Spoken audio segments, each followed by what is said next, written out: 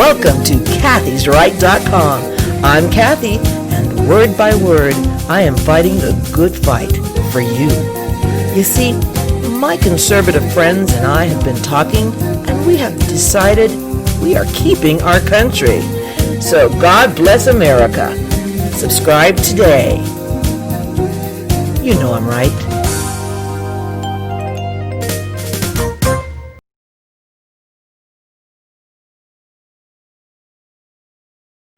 So, did you see? You've seen the debate. I saw it again today. No, I don't know how you watched it again because I didn't watch on television the actual debate. I only could do about 5 minutes, and it just made me angry. So I had to turn it off, and then I went to Twitter, and on Twitter everybody's posting clips of the main, and so I saw the clips. So that's how I saw it, because I couldn't just sit still and watch it on my television, because there's too much lying going on. I can't stand lies. The lies were fast and furious. It was, for what I saw, it was lies about lies, which is amazing. That's a special kind of talent. There's Sunny Hostin on The View. She does that really well. She will lie while lying about another lie. Yeah. I mean, that takes talent. Well, they've been doing it for years. You got to realize these people, and I say this to some of my friends. Yes. See, these journalists, they lie all 24/7. They're lying. 365, 24/7. And I say, these people, I wouldn't want to be in any kind of a relationship with them, because they're lying to their significant others and their family, because it's so easy for them. It's too easy. That's what's scary. It's so natural to them, and they can do it with a straight face. That's what kills me. They're doing it with their own, close associates as well. Yeah. How could you trust anything? Because it's just too easy. And I would want to have any kind of relationship with any liberals like that, because they're liars. Okay, they love to lie, and you can't believe anything they say. And so, and look at Joe Biden. I mean, 47 years. He's been lying. He's got videos of him. He's been lying for years. Yes, years. So I just couldn't. I just can't sit back and watch a bunch of lies. I'm just not cut out for it. Mm-hmm. Start lying. I don't want anything to do with you. I'm not going to watch. So, but the clips that they put on Twitter is awesome, because everybody's posting the clips, in real time, basically, And so I could see it, and then that's okay. They said this, but just to sit there and watch it continually on television, I couldn't do it. And I become kind of numb to it, because I'll watch it. I know they're lying. Most of my friends can't watch the stuff I watch because of the very same thing. Sunny Hostin has blocked me from posting on her View page, because I catch her in lie after lie. I'm like, oh my gosh, that's like a whole new level of lying. Well, you see, you have some patience. You have a gift. I guess it's a gift, because I can't watch The View. I wouldn't dare sit down and watch The View. But I can read transcripts, because, but to watch it coming out of their mouths, I can't do it. So the way I stay informed is I read transcripts of what people are saying. Even from The View. They lie all day long on The View. You're right about Sunny. So, but that's the only way. But I can't sit back and watch it come out of their mouths. I can't do that. Because you get angry. That's what my husband gets angry. He can't watch anything like that. I'm sitting there going, they'll say something like, and we really need Joe Biden. I'm thinking, can they say that without going, oh my gosh. Okay, I know I'm full of it. But I mean, they could do it without laughing. That is amazing. But the thing is that they've been continuously doing it. If they say it long enough and loud enough, there's a lot of ignorant people that will believe them. That's why they're still on the air. But guess what? After Trump wins in 2020, after he's finished with his second term, I predict that CNN and The View and all of those people will take a nosedive, because they have nothing else to talk about. Yeah, they don't. And, and I'm even angry on Facebook. So I'm going down my Facebook page, because this is another thing. This is what upsets me with some of the Trump supporters. You see, Trump is a lot like me. I'm a lot like Trump. I'm a fighter, okay? Yeah. And I have learned the game, and Trump knows the game. Yes. You cannot give Democrats any benefit of the doubt. You can't give them any rope or anything because they're evil people. They're not going to ever be fair, no matter how fair you are. That's how the Republican Party got. The Republican Party, the problem with it wants to be fair and nice. Democrats know that. That's why they punk them, basically. Punk them all the time. And then Trump comes in and they can't punk him. So the other people, some Republicans, I wish he wouldn't say that. I wish he wouldn't say it. You can't worry about what people think. And that's the problem with the Republican Party. And if Trump had been nice and all that, he never would have won in 2016. Because the Democrats are evil. They are. They actually are. It's all about death and destruction for them. Yeah. It's all death and destruction. Even destroying. They say it. If you look at any of their stations, like I said, I read Newsbusters is a nice site. They have that's what all they do is just have the liberal, everything the liberal covers on the MSNBC, CNN, and you can read the transcript. They have the videos as well, but I can't watch the video, so the transcripts are there. And they will tell you they want to destroy you. Yeah. Democrats like to destroy their opponents. They're not happy just to hurt your feelings. They want to destroy your life. Everything about you. The children, they don't care who it is, your child, your husband, they want to destroy you and everything around you. So if you don't fight them back the way Trump is doing, you can't be nice to them. And so today, this is the funny thing. See, they always appeal to emotions. Yes. That's what they do. So it's obvious that Trump kicked Biden behind, and Trump went in and destroyed Biden. So guess what's trending on Twitter? Beau Biden. Because see, that's the departed son. Yeah, the one. So he's been using Beau to get sympathy all the time. That's how evil he is. He used his first wife's death for a while to get Beau some sympathy, emotion. And so, because Trump, so it was so funny. You said you watched it. This was the funny part. When Biden started talking about Beau, I don't know why he started talking about it, because the clip I showed, he was already talking about Beau.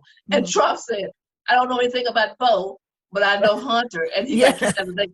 That was awesome. But a lot of people saw that he was sticking it in. So the Democrats on Twitter is trying to make Trump say, he's so evil. He's a poor Beau. Well, why were you talking about Beau to begin with?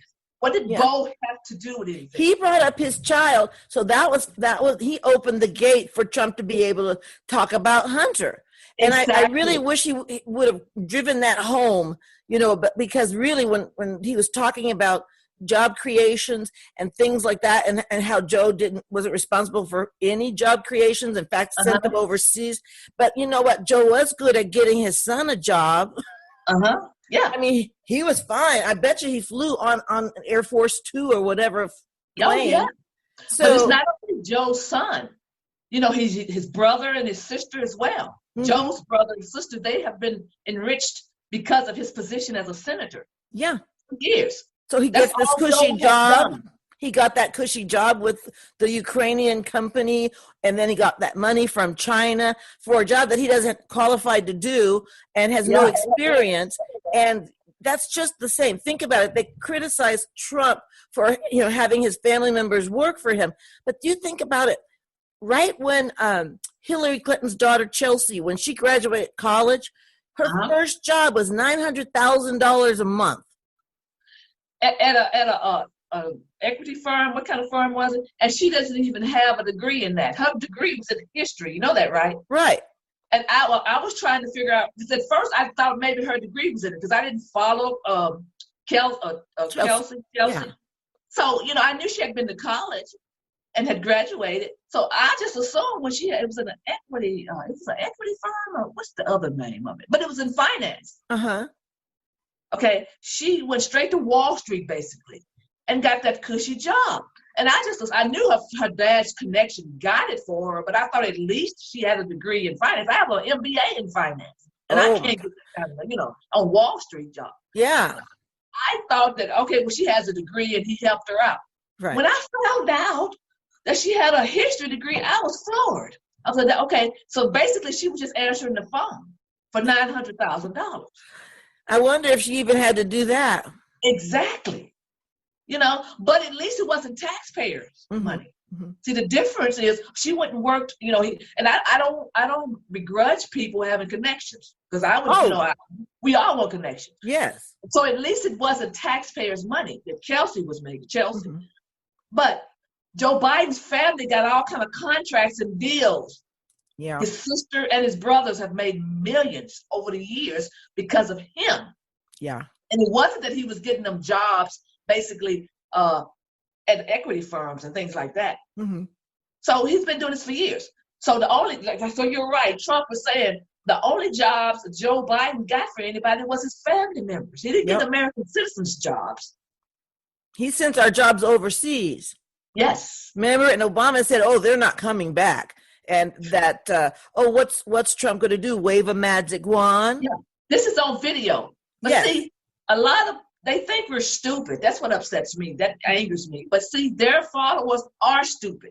So if you have a group of supporters who are stupid, you think everybody's stupid. You don't know how to differentiate between anybody else, and that's why they do this stuff. And it insults your intelligence. It makes me mad because it's insulting my intelligence because they act like I don't remember. Or they'll say you're seeing something that you're not seeing. Yeah. They do that often. I was watching The View one time, and, my husband's retired now, so he's always around. And I'm watching The View, and there was a writer on there, and he was talking about this black lady who he wrote a book. This instigated him writing this book. Okay, I can't remember his name, but it's not important. So, but anyways, and so you see in this video, and so they put the video up, and we're all watching the video. And he goes, and she was ferociously, brutally, yanked from her car. And then you see the bit while he's describing the situation, you see her casually get out of the car because she was yelling at the cop. The cop didn't even touch her. She walks around the car, and then they go, later she committed suicide.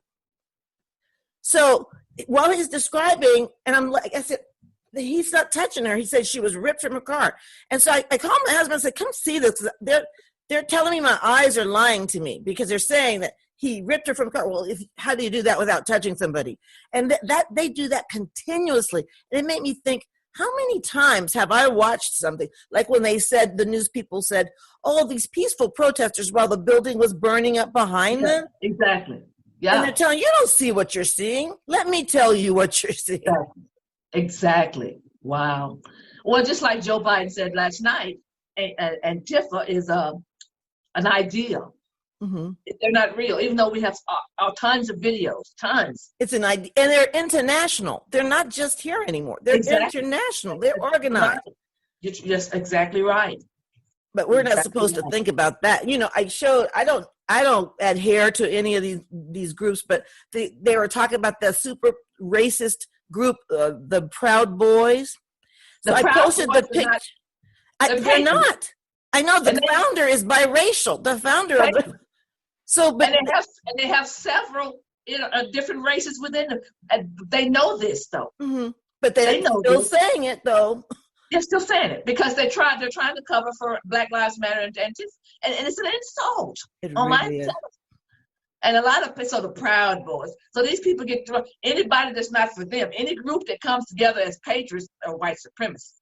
Yes, that's the thing. Before I had my picture on Facebook, I didn't have my picture, and I would just say stuff, conservative stuff. This is before Trump, and people said, "You're a racist." I'm like, serious? I'm like a 58-year-old woman, black woman. Mm-hmm. And my husband's a white dude. My kids are all mixed up. It's just, but I'm the racist. You say you have a white husband. Well, now you're considered a white privilege. You know that, right? Oh, I didn't know that. You don't have the black experience. Well, I don't know what the black experience is. I don't either. Or what are black issues that they keep talking about?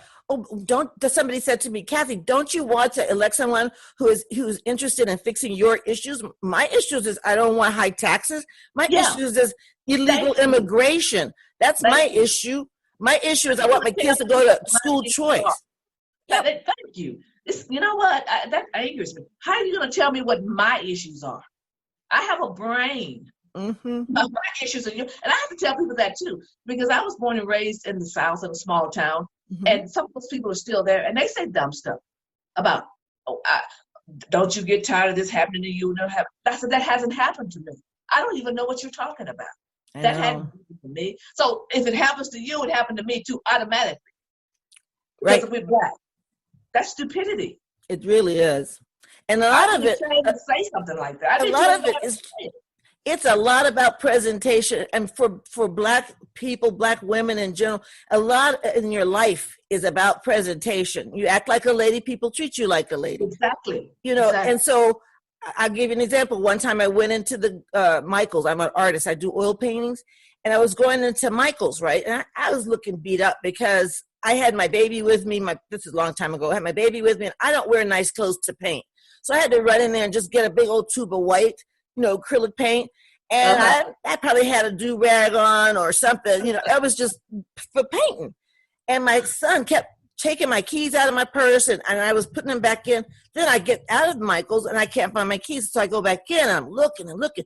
And this lady, clutched her purse like that, like I was going to steal something. And I asked the manager, could he please help me, because I'd already been looking for an hour. This young boy, he looked like he was 12. He goes, what do I look like, a metal detector? And I almost cried. I was like, oh, my gosh, this is horrible, right? So I said, honey, maybe that's racism. Maybe that was what it's like. So, but the next day, I left my name and number because my husband came and got me a key for my van back then. And I left my name and number. So the next day I come, and me and my friend, we are going out to lunch and shopping. So she likes to dress to the nines. So, of course, I had to step up my game and dress to the nines, too. I said, I got to stop and pick up my key because they called and said they found my key. I walk in there, and I'm looking good, right? I had my hair done, everything was, and then I walked through there. Ma'am, can I help you? Are you finding everything okay? Is everything okay? Completely different. And I said, I came for my keys. You're the one with the keys? I go, yeah, it was me. He was looking at me like, oh, maybe he remembered what he said to me. So the only difference, I'm the same person. The only difference was I was dressed like a bum the first exactly. day. And well, then, that's a funny story because have you heard of a Duck Dynasty? Yes. Okay, well, Willie, I think one of the sons. Well, they're millionaires, but you know how they dress. They don't care about how they look. Mm-hmm. And he was in New York City, and he had to use the restroom. he was in Manhattan. Mm-hmm. And he walked into a hotel and said, can you show me your restroom? And the guy said, sure. And he said, the guy led him right on back out of the door. Oh my gosh. Because the way he looked. And he told that story, and it was hilarious because he wore those overalls, and that long beard. He was a bum. He didn't know he was Willie Duck or whatever. Yeah. So looks out, your appearance has a lot to do presentation. It's a lot about presentation. I'll tell you a quick story. When I was in Europe, I actually got to meet Sylvester Stallone. And he told me, that was with his first wife. That was a long time. She was really nice. But anyway, that was before he had done Rocky. He was getting ready to do a movie called Victory. He had lost a lot of weight for it. Anyways, he was telling me about his story. I was asking him, how did you get into the business? Because I was going to be a film major, right? How did he do? Well, he was telling me how bad it was, how bad it got. When he was writing Rocky, he didn't have money for curtains in his apartment. So he had to he painted the windows to be the curtains. And he said, Kathy, I looked so bad that I went into this convenience store to get some food, and the manager pulled a gun on me and said, we don't want any trouble here. So Sylvester Stallone. He said that, he goes, we don't want any trouble here. And he's like, what? He didn't realize he was looking that bad. That happens to people, and that's something that happens to all people. Exactly. But there are a whole bunch of other things that people are treated badly for, like obesity, or somebody's a girl might be homely or something. Some people are shy, and people don't treat them right because they're shy. There's a lot of things going on that people have issues with. If everybody was the exact same color, we would still find some reason to hate on somebody. And see, when I took my undergrad, my undergrad is in psychology, and I had to take social psychology classes. Mm-hmm. And I was a grown woman when I went back to school. I was in the military, but I had come back at my 30s at the time. And that's when I learned how other people see you in that class. You'd be surprised how you're viewed by others. Because I used to wonder, because I used to smile a lot. It was just, and people used to describe me as the girl with the big smile. Aww. And I was skinny then too. I was like 100-something pounds. And smile. Well, I didn't realize I was being taken as somebody just by the smile and grinning all the time, as a fool or somebody they could make, probably make a fool out of or come up to me and something. And I used to wonder why people would just come up to me all the time. Yeah, why me? And then whatever they would say or whatever they would try to do, and then when I would get them told, especially men, they would say, "I didn't know you had all that." And I would think, well, what did you think I was going to say? Yeah. But why do you think that you're going to get away with that, saying that to me? Or let's go out or whatever. It's total strangers. Mm-hmm. And when I took that class, I learned how people see. So any woman plus I had big eyes, a woman with big eyes is seen as submissive. Innocent. Automatically submissive. Yeah. And if you smile a lot, you're considered an idiot, basically. Yeah, I smile a lot. Yeah, I've had people treat me like I was a dumb blonde. I'm not kidding. And just by the smile, they walk up. I used to wonder, why do people just walk up to me all the time? They're strangers. So I made myself stop smiling in public.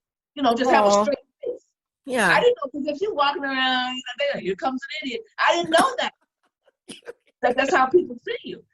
So I don't do that anymore. But that was years ago. I stopped that. Once I took that class, I said, no wonder everybody kept running up to me. You know what? Yeah. You don't know. It's like you relearn those lessons over and over in life. I mean, you took psychology. So I remember taking some psychology a little bit while I was in school. And there's psychology in colors. And so, like, for instance, like if you would, I could write a book about it, but there's a psychology to, like, when I put all black on, I'm putting on my bitch clothes. Those are my bitch clothes. But if I'm feeling aggressive, I put on the red, Now, if I want somebody to do something for me, I wear pink. It's been proven that people are nicer to people when they wear pink. Wow. I did not know that. I didn't know that. That is red true. Is my color. Red is my color. Yeah, I like red too. It's another thing women need to realize. If you say you're a lady, then you need to dress like one. People say you should be able to dress the kind of way you want to. Men are always gonna judge you by the way you dress. So I remember when I was still living in California, I was part of the local GOP, and we had a Christmas party.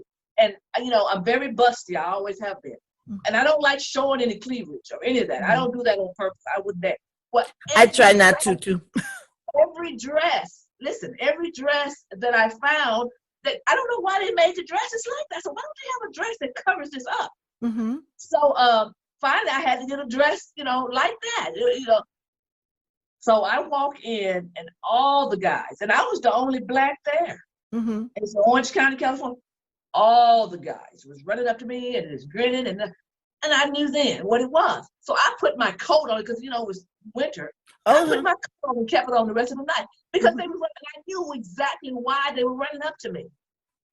Yeah, it attracts a different kind of attention. Exactly. I don't want that kind of attention. So that's the only time that ever happened to me, and I made sure it never happened again because I didn't even want that dress, but every dress on the rack was like that. Every one of them. So I said, oh, I see this happen. I mean, they would just run, old men, young men, middle, all of them were just running up to me. Mm-hmm. And I said, well, they probably think I'm something, you know what I'm saying? So I put my coat on, and I left it on, my winter coat, and I kept it on the entire time. Yeah, one time I used to take my kids to softball practice and baseball and all of those sports that they did. And my son said to me, because I just wore jeans and a t-shirt right now, I'm heavy on top too. But anyways, I just put on jeans and a t-shirt, and my son said, Mom, I don't think you should wear that anymore. I'm like, why? And I realized when I got home, it showed my figure. Mm-hmm. And he could see that. He was a little boy.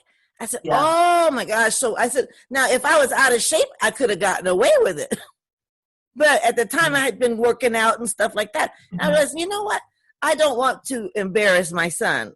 Exactly. Anymore. Because so now I try to wear things that are more flowy, so that I don't want that kind of attention. I'm a married lady. I don't want it. You know, some women would love to have it, that kind of attention. I don't want that kind of attention because that's not the kind of lady I am. Mm-hmm. So yeah. So your appearance means a lot. And then also your attitude. Okay, you're talking about I'm being mistreated by the police. You know, I mean, I've been pulled over by the police. Never. And I don't care how young they are. I said, officer, you know. Oh, yeah. I always look at the name tag. And then 40 times I've been pulled over because I speed. Yeah. Me and my mama and my daughter, we all, because I don't know what happens to us when we get in the car. Yeah, I know. And I don't think 40 times, but I've been pulled over a lot because I've lived a lot of places. Yeah. Because I'm military, you know, I'm retired military. So I've lived, and I've been pulled over by all kinds of cops. And I'm just saying 40 because it's at least once a year. You know what I mean? It's at least once a year. No tickets so far. I've never been disrespected. I've never been pulled out of the car and cussed out. My car's never been searched. None of that. Why? It's because when they pull me, first of all, I'm guilty. First of all, I know that. And when they pull me over, usually know it too. Yeah, you do know it, but I always say, "What did I do?" I know. Well, one time it was they call them traps or whatever. Mm-hmm. If you don't stop, because you know they say they don't have a radar. Quota. They say they don't have a quota, but I believe they do. I believe so too. One time when I was living in Texas, I was stationed in Texas, and I was coming out of my apartment complex, and there was no cars coming, and I stopped, but I didn't stop long enough. So, and the cops was waiting right there. So I knew they would try. And the minute I pulled out, here comes the cops, and he says, "You didn't hesitate. Well, you didn't stop long enough. You're supposed to stop so many seconds." And I knew then that was a quota getter right there, because there was no cars coming, and I did stop, but I didn't stop. So but still, you're respectful. Be respectful. I always look at the name tag because that makes it more of a human to human, connection. I said, Officer Gonzalez, Officer whatever his name is on the tag, and I go, "What did I do?" I don't argue with them because you can talk. What's the reason arguing anyway? And even when they say, "You can come to court and fight this ticket," I just say it because I know I'm not going to win. I did it. Who's going to believe me or the police officer? Yeah. But I'm probably guilty anyway. So my husband gets tickets all the time, though. Every time he gets pulled over, because he argues with them. He argues. He goes, "What'd you pull me over for?" He argues. And my mom, who's usually really sweet, she got pulled over on Gellhorn, which is the same. It's like a speed trap, and she knows it. There's always a place for them to hide. And so she got pulled over, and she was mad at my sister, I think. And she goes, "You pulled me over because I'm black." And he goes, "Well, ma'am, I was going to give you a warning, but now that you've called me a racist, I might have to give you a ticket." And she goes, "Oh, never mind, officer, your honor, sir."